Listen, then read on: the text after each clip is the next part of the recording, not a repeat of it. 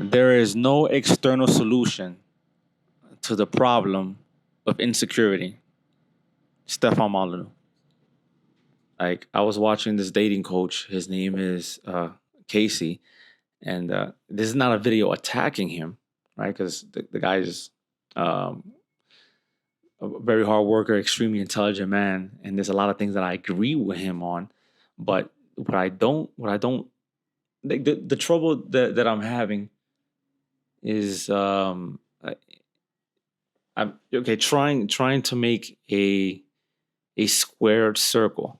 That's what I'm having trouble with. I don't understand the concept of a square circle. How can a square circle exist? So how can you say on one side of your mouth, don't listen to women. We are men, we make our own decisions, independent of women, and then you give advice and you give a playbook on how to respond and how to attract the woman based on her subconscious cues. You want to attract the woman based on her subconscious cues. So then what's the point? You're not a slave to what she's saying has her words, but then you become a slave to her subconscious, like what attracts her subconsciously. And is that genuinely authentic? Well, I don't think it's authentic. I think it's just people pleasing with a mask of indifference. Like you're acting indifferent, but you're hiding your indifference with the core of anxiety, insecurity, and depression underneath that mask. So I guess there's like three things that I really want to hit home in this video. Oh, hello. So there's three things that I really want to hit home in this video, and I actually wrote some notes on it. Is that there's three things that I want to hit on. The first one is the what are the psychological effects long term of following dating advice, where you have to, in essence, follow a script or follow a playbook. Right? Because a lot of people say, "Well, no, there's no script. He's not telling me to say, hey, how you doing?" I get that, but you're still following a playbook. You're still following a step by step, or you're following advice that requires you to alter your behavior. Right? You have to alter your behavior in order to attract the woman. There's nothing wrong with that. I don't believe in the nonsense and the bullshit. Well, damn, bro, just be yourself to attract her. Right? No, a lot of the people out there, a lot of guys, yourself sucks. Sorry, you suck, bro. Like don't take my advice as or me talking from a place of you just be yourself. No, no, no. But I do question the advice that someone will give you, that you have to alter your behavior in order to attract someone. It's just not authentic, right? So the psychological effects that this has on men, it will be the first one. Second one is the truth about vulnerability. So I want to really, really like give an explanation of what I feel true vulnerability is, because a lot of people see it as a handicap, but is it really a handicap? Is vulnerability really bad? Well, if you're dealing with people that are dysfunctional, toxic, yes, vulnerability is bad, but can you really have a genuine? Can you really be genuine without being vulnerable? I don't know, but let's dig into it in this video. And then the last one is I just want to give my conclusions on everything. I want just to give my thoughts, bringing everything together. So the first thing is the psychological effects that this has on men, and I think that it comes down to two areas, right? If you were to follow dating advice where you have to again alter your behavior in order to attract the woman, two things will happen to you.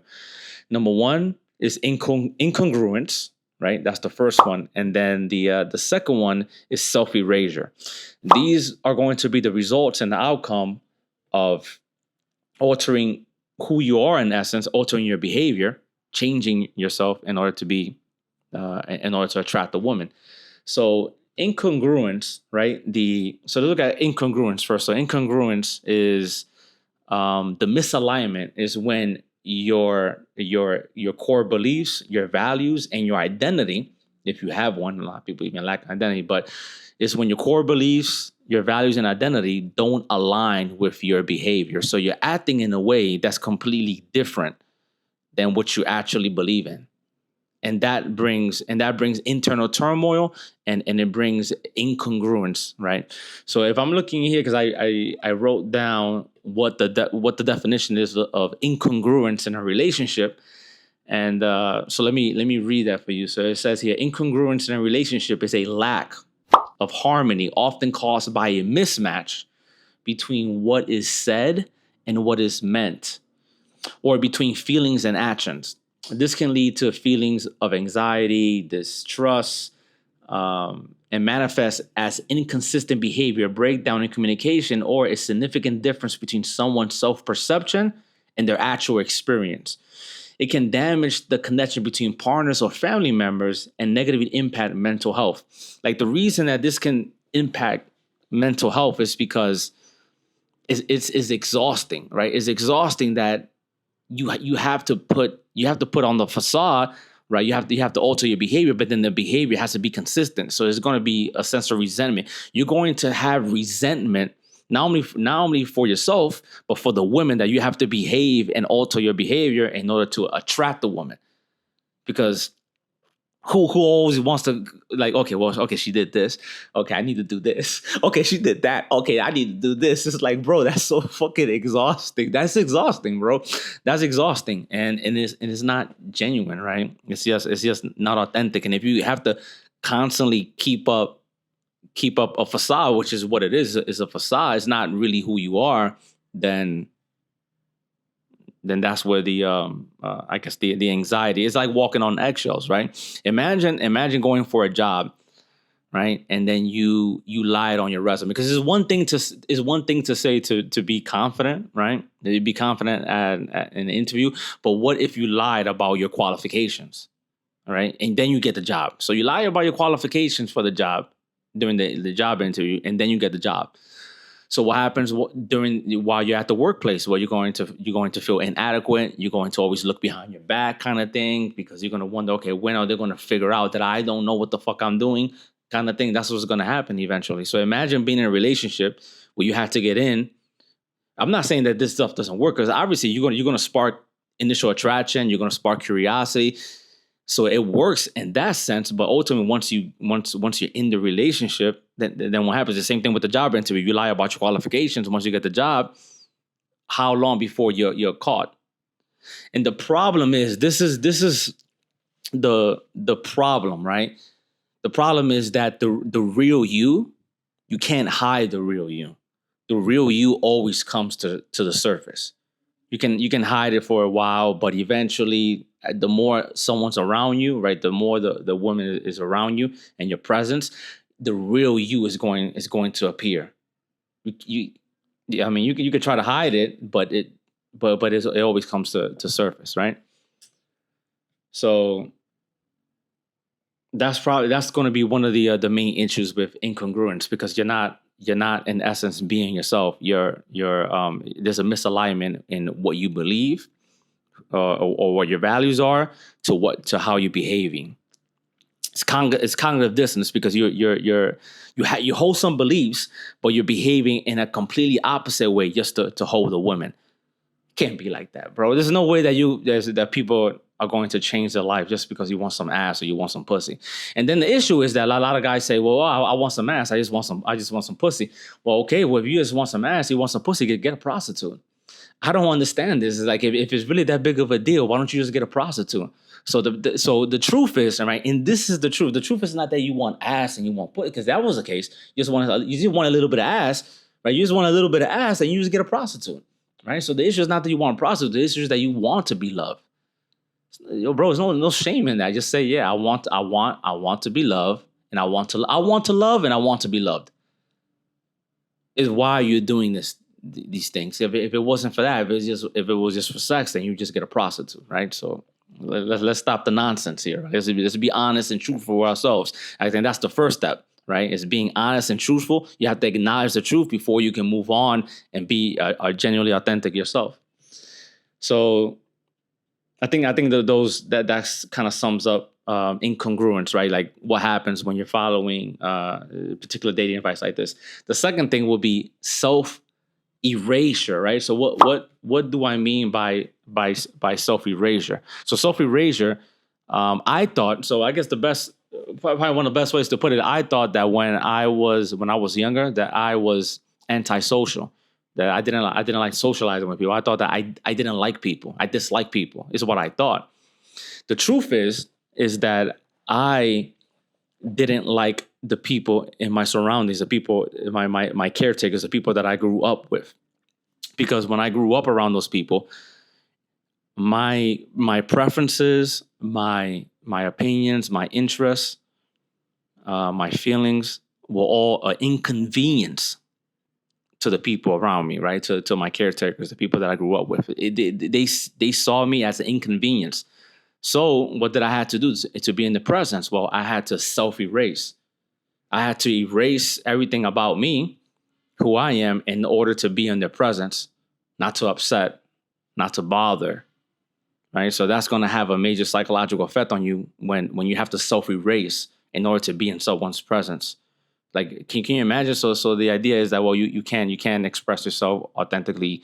You can really be yourself around a certain person. Well, okay, so then okay, so you have to self-erase who you are as a person. You're just a body there in a relationship. You're just there physically. You're there, but you're not mentally present because there is nobody there. It's like an NPC. Like, you cannot love an NPC. There's no way you can love an NPC. I can't love an NPC because you're just responding to certain things. Yes, okay, you respond to this. So there's a preset script. There's a preset a response to what you're doing. So nothing's authentic, nothing's genuine. Not only can you not love yourself, but you cannot love the person that you're with. There's no love, right? When you can't love yourself, that's a lack of love yourself. You actually don't love yourself, and then there's no way you can love someone else.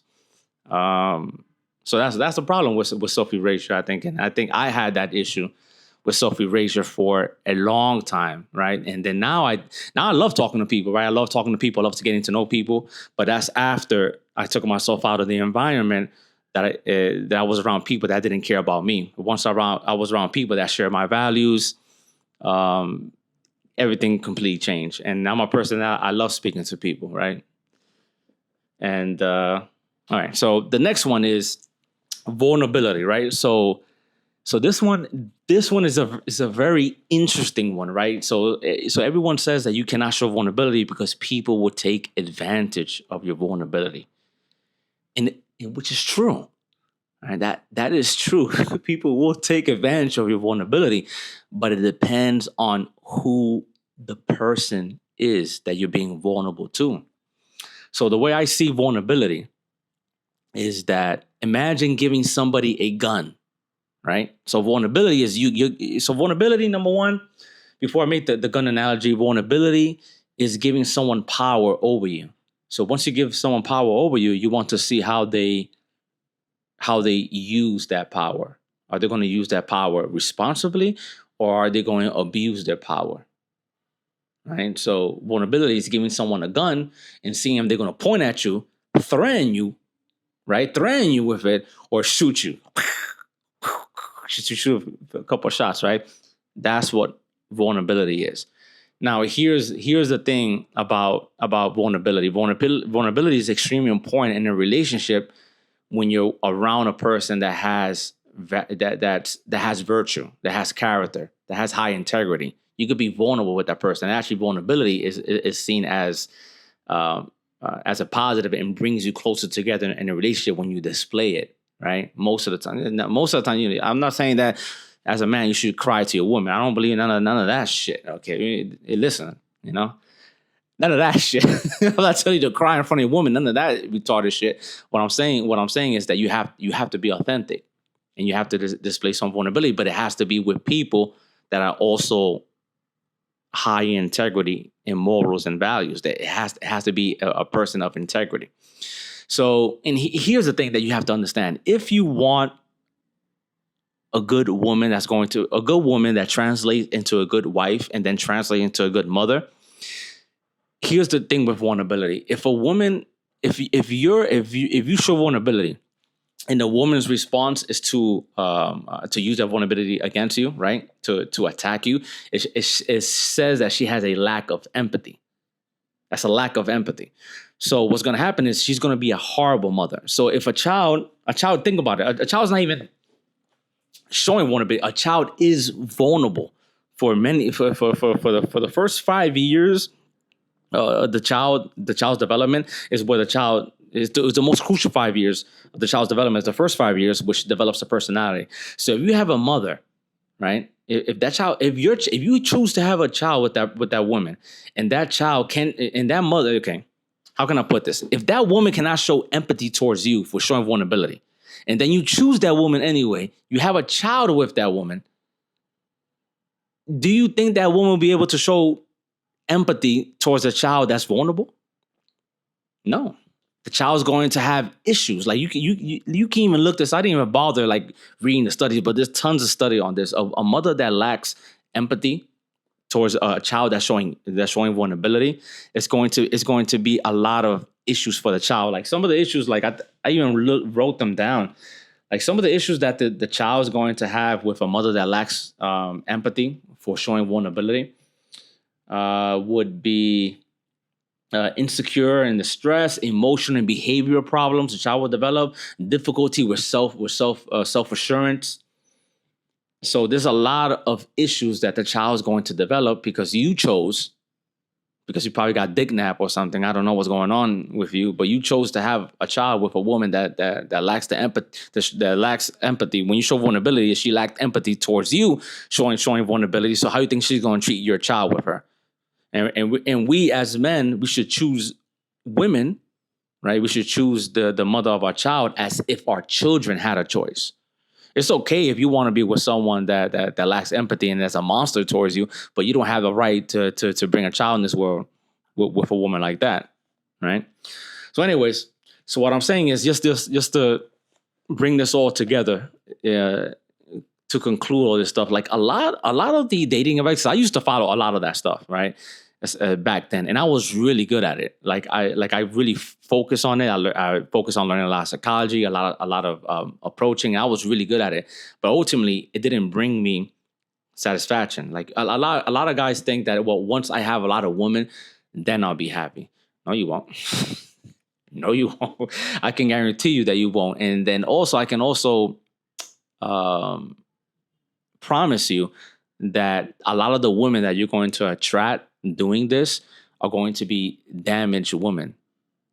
Like this advice about being a fluid and indifferent, it don't get me wrong, it attracts and creates initial attraction and interest in the beginning, even for a good woman, a stable woman. But mostly this consistent roller coaster, this pull, right? This push pull dynamic of advice works more on women that are damaged, women that come from broken families, right? A woman that was just raised by a single mother, or a woman that was raised by both parents, but that you need to look a little deeper. Even if she was raised by both parents, how was the relationship with the parent? Were the parents abusive towards each other? Were they abusive towards her? Right? So a woman that comes from a broken family, that's really the type of women that this stuff works with, right? Because why do you think they call it a game? Because it's a game. You're just playing, right?